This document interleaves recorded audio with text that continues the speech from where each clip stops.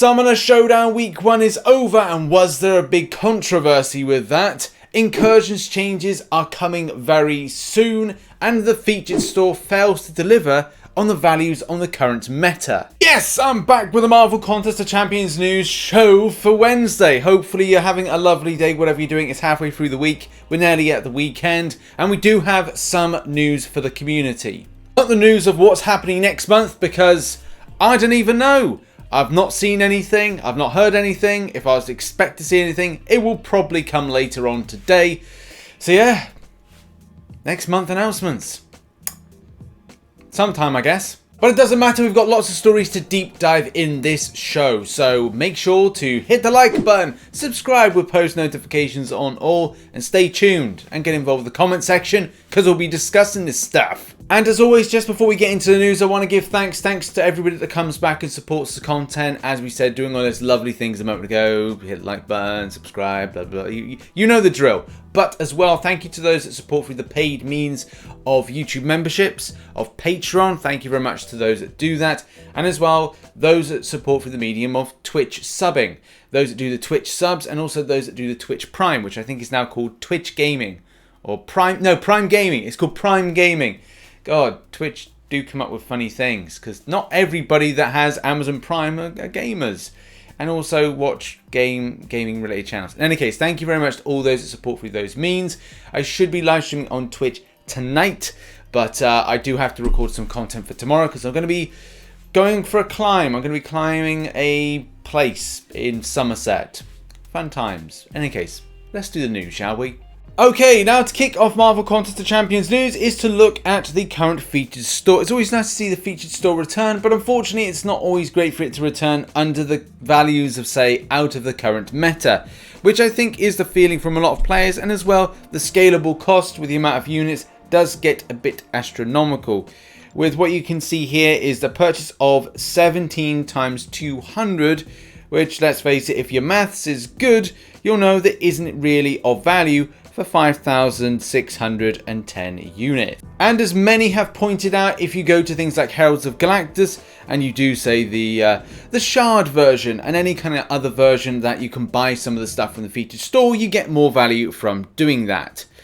But I would say if you are close to something and you're unable to form, and something like this does benefit. I'm also not going to say that it's excessively good value for things like signature stones, which, let's face it, nowadays it's always great to get stuff with signature stones. So the crystals, the signature stones, yeah, it does increase in value for what you purchase. And yes, as well, maybe it's not completely of value, especially if you compare with what's in the unit store nowadays. And I would recommend to a lot of players, this may be your perfect time to save your units for Black Friday, for Cyber Weekend, whatever it's going to be called. That may be a good time to save. And if it is what we saw this year on July 4th, then it would be a good opportunity. Save now, save your units now for what will be hopefully a better, or on the same level, Cyber Weekend deals as we saw on July 4th. Next up, and Incursions are getting a little booster-rooney with the new Sector 8 being put in.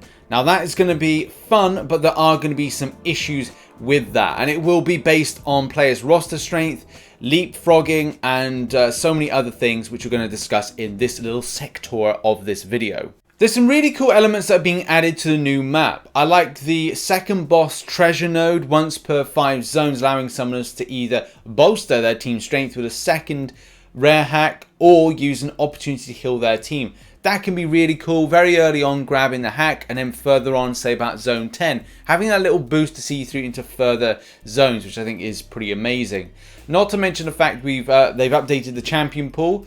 Now that's going to be good, but there are going to be some champions that are going to be a little bit more difficult, and as well with node scaling that you might find with bosses could be a little bit more frustrating. Either way, I think we've got to see how this goes, and as well picking up the common buff a little bit more straightforward than it has been, so that's good as well. Now, one thing myself and Dan, when we do this special incursion stream, struggle with is that when we take a lot of lower ranked champions into content, Sector 6, it does mean that you know, if you're trying to experiment, you're trying to work it in, it sometimes doesn't go according to plan.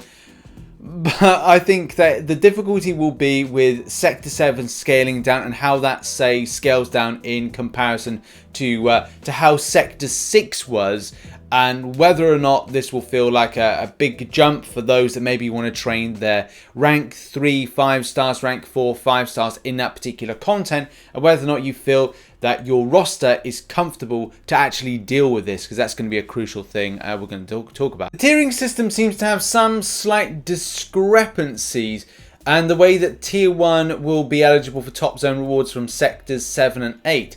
If you're only restricted to 7 and 8 without the means to drop down, it does mean that your hand is forced in this particular narrative, which I don't know if is overly acceptable, especially considering you have to have a stonkingly good 6-star roster, and especially with it saying 8 are required in order to get you into the top tiers. It's going to have to be something that I think is looked at a bit further, because that could be a bit ridiculous for a lot of players. The rewards look like they've been adjusted as well, with increased amount of gold that you can gather. Although I must say, with the meta changes of a lot of champion requirements, level up and rank up, I don't know in this day and age if 792,000 is enough gold. I would say that nowadays we'd have to be producing about 1 mil gold from a specific type of event in order to really kind of guarantee any rank ups, but that's just a personal opinion by me.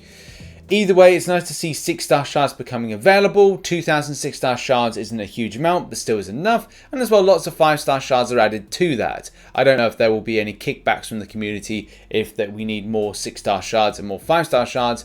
I've got to be honest, I can see a lot of people saying, yes, we need more. But again, we'll talk about some opinion posts on this in a moment. I think the biggest thing for me is the store update. The refresh on the timer now not being 90 days, but being 30 days. Also, 32,000 artifacts to purchase 2,000 6-star shards, up to 3 times per 90-day cycle is alright. It's pretty good, especially considering how things were with the 27,000 for a 5-star. So I guess that's okay. That if you've got a lot of dark artifacts, which I'm working towards at the moment, this is going to be beneficial. And yeah, roll on the ability to buy with dark artifacts. It looks like there's going to be special nodes as well applicable to the Ultron zone, which is every 5 zones. And yeah, it looks like this is going to be launched on the 8th to prepare. Incursions will not be available between 5th and 8th of September. So whilst it goes down, it will come back up on the 8th. Man, it's going to be a crazy odd time for content. There's going to be a lot on. So yeah, pretty exciting times ahead. Okay, now onto the opinions. Now, there were some things that were mentioned in the roadmap which don't seem to be entered in, like the firewall feature. That's something that seems to be more down the line. Also, one of the hot opinions is that we should see more 6-star shards. I do agree. I feel that we would have, for me personally, I'd love to have seen 5,000 6-star shards for 40,000 dark artifacts. It means that you're working towards something, and especially down the line, it seems quite exciting to put effort in. But again, it's my own opinion, up to you how you differ on that one. So one of the questions was, and this means that the 11k 5-star shards that are across 25 rooms in Sector 7 will now be across 10 rooms.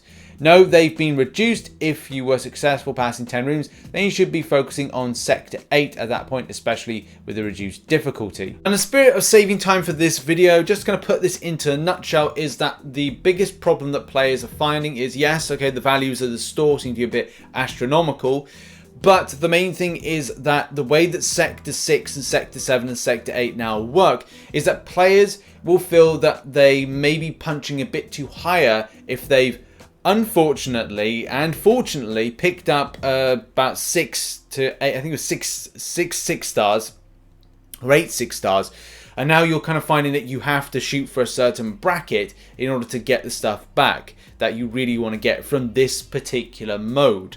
So yeah, that's going to be the tough one.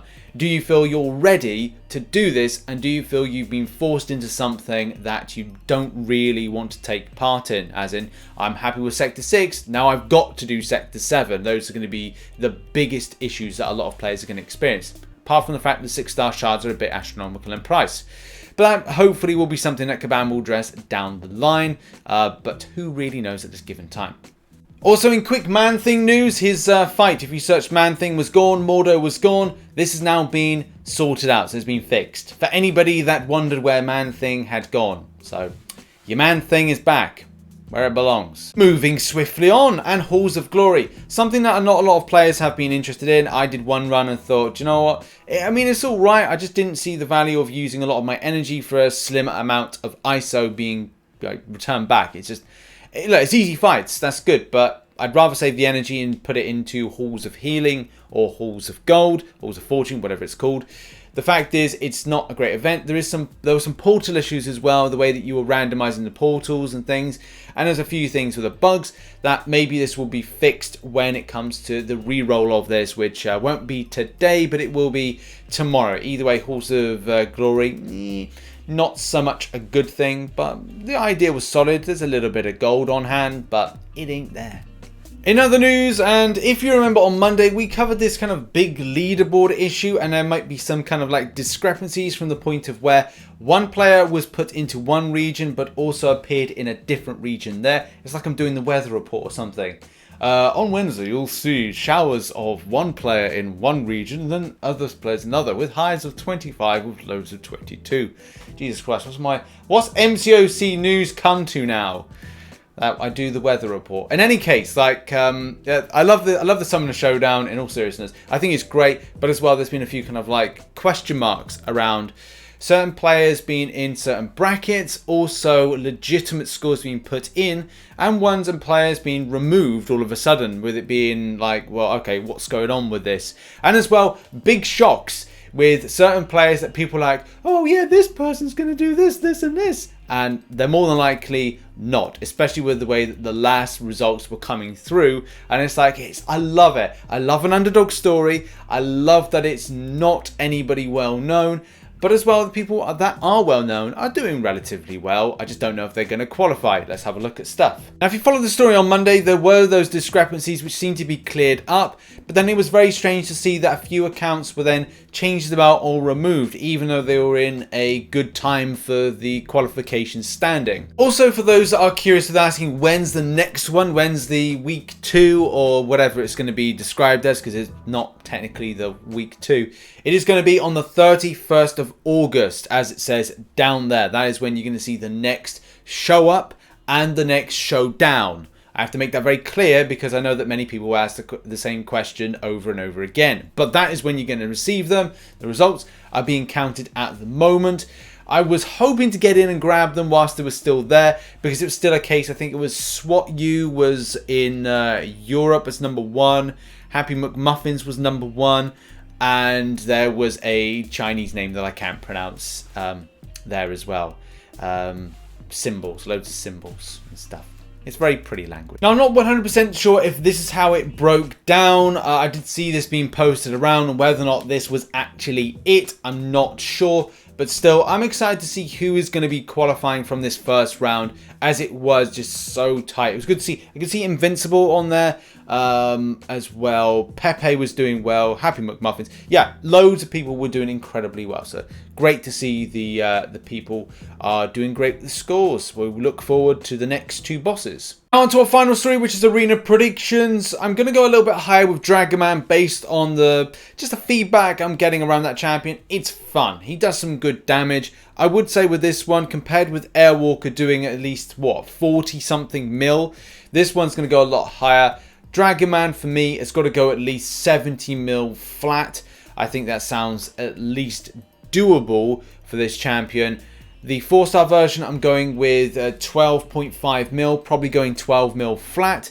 And then Thing, I would say with that one, that champion's going to go at least 2.2 mil, but more than likely 1.9 is going to be fine. But we'll have to see how it drops on Monday or Sunday even. Monday when I do the news, Sunday when I get the results. But yeah, like, it's difficult to pinpoint some of these things. It's the summertime.